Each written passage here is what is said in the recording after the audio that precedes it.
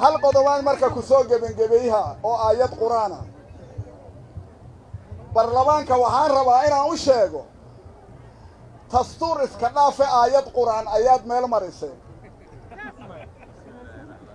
ilaahay quraankiisa wuxuu ku leeyahay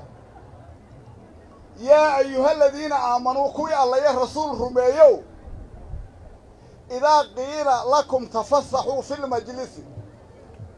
haddii laydiin yidhaahdo majliska ballaariya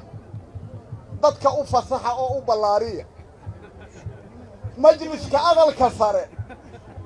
oo isku cakiraay oo isagu mataqaanaa naftiisu u baahnay in lagu soo biiro majliskiyaa la ballaariyey waana aayad quraana ilaahayaana yidhi haddaad aayad quraana aad marka meel mariseen waa ogtihiin oo dastuurku wuxuu ku dhisan yahay wax allaala wixii shareecada ka soo hor jeeda waxba kama jiraan waay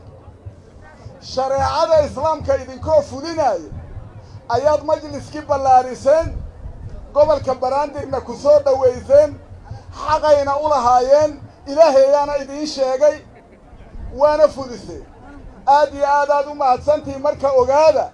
aayadaas quraanka ahaad fuliseen wassalaamu calaykum waraxmatullaahi wabarakaatuh